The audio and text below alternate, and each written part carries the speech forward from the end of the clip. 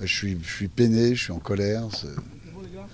Le foot ne devrait jamais amener ce genre de comportement. Moi, j'ai choisi le Togo parce que c'était, par rapport à toutes les propositions, c'était aussi une des qualités de la sérénité de ce pays, le calme, et que des imbéciles se servent d'un match, en plus, souvent sur des commentaires qui n'ont rien à voir avec la réalité de ce match, puisque le premier but, il y a une énorme faute sur Kossi.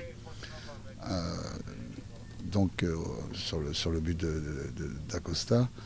Euh, J'arrive pas bien à comprendre comment on peut réagir comme ça sur un match de football, quoi, où des joueurs ont tout donné. Kossi Agassa, c'est quelqu'un qui a donné 20 ans de sa vie, hein, qui a donné son corps. Il n'y a qu'à voir le nombre de blessures qu'il a eu à subir avec ses clubs, mais aussi avec l'équipe nationale du Togo. Donc on était tous très tristes et on a tenu à lui dire en préambule de l'entraînement à quel point on était solidaires de lui et que notre amitié, notre estime, notre admiration était totale aujourd'hui. Il sera en état de jouer? C'est pas sûr. C'est ça c'est ça, c'est ce qui est terrible, c'est que vous savez quand il ne peut plus parler, sa maman n'arrive plus à parler depuis quelques jours au téléphone tellement elle a été choquée. Son oncle a été blessé. Donc un joueur, c'est pas une machine, c'est quelqu'un qui a des sentiments, qui vibre, mais il est très marqué psychologiquement. Donc c'est lui qui décidera. J'en ai longuement parlé avec lui ce matin à OIM, j'en ai reparlé avec lui tout à l'heure. C'est lui qui décidera, mais c'est à pleurer, quoi, ce genre d'attitude. On ne pensait jamais que, alors que nous, on était les tout petits de cette compétition, c'était déjà un miracle qu'on soit qualifiés. Ils ont fait un super match contre la Côte d'Ivoire, beaucoup de bonnes choses contre le Maroc, mais bon, les effets de match ont fait que ça s'est retourné contre nous. Et quand on voit le montage sur des fautes non sifflées, on se rend compte qu'il y a quand même beaucoup d'absence. C'est pour ça que je disais à la fin de ce match que l'arbitrage avait été so-so. Donc on va voir, on va voir comment il aura récupéré moralement, mais c'est très dur pour Kossi. Et c'est indigne d'avoir fait des choses pareilles. L'objectif de cet entraînement ce soir pour le Togo, c'était quoi? Familiarisation? Oui. Après une très longue journée, depuis 9 h ce matin, on était partis, on a encore une fois attendu. Donc il fallait se dégourdir, comme disaient les anciens, hein, jouer, puis prendre du plaisir, faire un taureau ludique, très sérieux mais ludique, puis après une passe à 10 pour retrouver de la qualité collective, c'est quand même la base de notre jeu. Si on perd ça, on n'a plus grand chose derrière. Il y a tellement de joueurs qui sont bons techniquement, c'est pour ça que on va essayer de faire un gros match contre la RDC. On sait que ça va être difficile, mais il y a beaucoup d'envie. Il y a un groupe qui est formidable, quoi. Donc on sait que de toute façon, on est en train de jeter petit à petit les bases de quelque chose de chouette pour l'avenir. C'est pour ça que si les gens se précipitent, si ils commencent à avoir de tels comportements et tout, il faudra arrêter les frais parce que c'est insupportable. Alors qu'il y a un groupe. Je sais pas, on est parti d'OIM on est parti du Sénégal avec tout le personnel et la direction de l'hôtel qui nous ont dit jamais on avait vu une équipe d'un tel comportement aussi chouette et tout. On est parti d'OIM, les gens nous ont dit la même chose. Revenez, on voulait pas que vous partiez et tout. Ça veut dire, je pense qu'on a un comportement qui est très chouette, quoi. Sur le terrain aussi, on pleurniche jamais rien, on n'agresse personne, on fait pas de fautes inutiles, on essaie toujours de penser qu'à jouer. Donc que des choses comme ça se retournent contre nous, c'est pas bien. Est-ce qu'il ne faudra pas justement être un peu plus méchant contre la RDC pour pouvoir obtenir un résultat? Moi c'est un terme que j'aime pas employer. Moi, je pense que le foot, c'est un sport de contact où il faut véritablement donner tout ce qu'on a quand on a envie de prendre un ballon, mais avoir comme objectif seulement le ballon, quoi. Que ça, il n'y a que ça d'important. C'est comment gagner un ballon.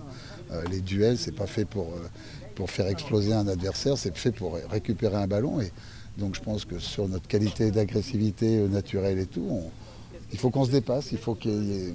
Oui, le mot à la mode maintenant, c'est dépassement de fonction, il paraît. Donc on va utiliser ce mot à la mode, comme les deuxièmes ballons, comme la verticalité, puisqu'il paraît qu'il y a un nouveau vocabulaire que je ne comprends pas toujours bien et je ne vois pas pourquoi on a changé. Profondeur, ça veut dire tout ce que ça veut dire, plutôt que verticalité. Ça fait plaisir à certains de jouer les savants ou les littéraires. Donc nous, oui, on va jouer avec nos armes, mais on va jouer au foot, quoi. Sinon on ne joue pas au foot, on est cuit. On peut pas faire autrement que de jouer, de penser qu'à ça, de penser qu'à essayer de trouver des solutions intérieures, du jeu extérieur, finir intérieur, derrière, tout ce qui fait que notre football est de qualité. Et je pense qu'on est bien, on sait qu'on est très bien physiquement. On sait qu'en face, on va avoir faire des athlètes énormes, des Kavananga, Mbokane, Bemba, Issama sur le côté droit, Bopé, tout ça c'est du très solide. Plus l'intelligence tactique de Youssouf Mouloubou s'y rend, de la vitesse de Moubélé. Donc je pense qu'on en a parlé, on connaît par cœur cette équipe, elle aussi nous connaît. On a beaucoup travaillé, bien travaillé sur un troisième match. J'espère que tout le boulot qu'on a fait, aujourd'hui ça doit être notre 25e ou 26e séance d'entraînement depuis qu'on a repris le 1er janvier, plus ça sera donc notre 4e match avec le match amical contre les Diampar. Donc ça serait dommage de s'arrêter là. On n'a pas envie, on voudrait rester. On n'est pas les seuls, hein. Il y a 4 équipes dans ce groupe qui veulent rester. Il n'y en aura que 2 qui passeront l'écart, mais ça serait tellement chouette si on pouvait rester, quoi. Si on pouvait arriver en quart. Ça serait génial, ça nous fait gagner encore beaucoup de temps pour l'avenir, quoi. C'est ça qui m'intéresse en ce moment. Plus on va jouer des matchs de ce niveau-là, plus cette équipe va apprendre et plus on va gagner du temps pour l'avenir, quoi. Et plus les jeunes qui sont sur le banc, qui ont 18, 19, 20 ans, ils vont aussi apprendre et petit à petit venir prendre un petit peu leur place. Vous êtes dernier à l'approche de cette 3e journée de phase de groupe. Quatrième. Dans un sens, vous êtes peut-être ceux qui avaient le moins à perdre au final. Mais de toute façon, depuis le début, nous on a toujours dit qu'on n'avait rien à perdre, qu'on était là pour essayer de montrer qu'on était revenu au niveau des meilleures équipes continentales. Je crois qu'on a montré dans les 2 matchs. Il n'y a vraiment pas grand-chose qui nous sépare ni de la Côte d'Ivoire ni du Maroc, même s'ils ont plus d'expérience, ils ont plus capitalisé de confiance avec les résultats antérieurs. Quand la Côte d'Ivoire est invaincue depuis 2 ans, donc bien évidemment ça aide. Mais on se rend compte qu'on est très près, quoi. En qualité de jeu, on est vraiment très près. Il nous manque encore un petit peu de vis sur le premier but, sur cette énorme faute sur Kossi Agassa. On ne réagit pas, quoi. Alors, tout le monde la voit. Seul, il y a Kossi qui se plaint. Après, oui, quand on l'a revu à la télé, on a vu Kossi n'avait pas pu jouer, mais une équipe qui a un peu plus de vis. Alors moi, j'aime pas trop jouer sur le vis. Les 8 ou 10 joueurs seraient venus sur l'arbitre. On a mis la pression, peut-être pas pour cette action, mais pour celle qui suivrait. Nous, on ne l'a pas fait, on n'a rien dit. Voilà, je crois qu'il faut qu'on développe un petit peu plus d'expérience dans le comportement. Parce qu'on a des arguments pour faire mal si jamais on est tous bien en même temps. Vous avez eu quelques retours sur les conditions de la pelouse de Port-Gentil? Ça vous fait peur un petit peu? Parce qu'on va dire que je pleurniche, donc j'ai même honte de parler des pelouses. Honte. Oui, Alain Giresse en a parlé, enfin tous les entraîneurs m'en ont parlé.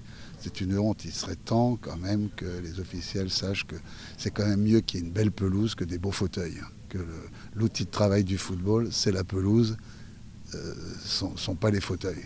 Et c'est pas les tentures dans les loges. Tout le jeu, ça se passe sur un terrain de football. Et c'est ce qui fait la différence. Et il ne devrait pas y avoir une seule compétition d'homologuée ou un seul lieu de compétition d'homologuée si la pelouse n'est pas parfaite. C'est pas normal. Quand je pense au championnat d'Europe sur une pelouse moyenne, on se plaignait. Alors que dire de quelques terrains ici. Donc c'est pas normal parce qu'on ne peut pas développer du jeu. Et nous, ça nous pénalise beaucoup plus, bien évidemment. Quand une équipe a surtout une grosse qualité athlétique, ça passe plus facilement. Nous, on développe un jeu à une touche, 2 touches de balle et tout. Bien évidemment, c'est beaucoup plus compliqué, mais je ne cesse de répéter ça depuis longtemps, quitte à paraître quelquefois grognon, alors que je ne suis pas du tout. Moi, je suis tellement heureux de faire ce métier. Moi, c'est que du bonheur tous les matins quand je me lève. Mais ce qui m'embête, c'est que les terrains d'entraînement soient meilleurs que les terrains de match. C'est quand même un truc incroyable, quoi. Dans cette compétition, on a des terrains d'entraînement superbes. À OIM, c'est la même chose, hein. À Habitam, on avait un terrain d'entraînement, le terrain d'entraînement du Habitam qui était une merveille, avec des gens qui s'en occupaient bien, et un terrain de match où c'était de la tôle ondulée par endroits.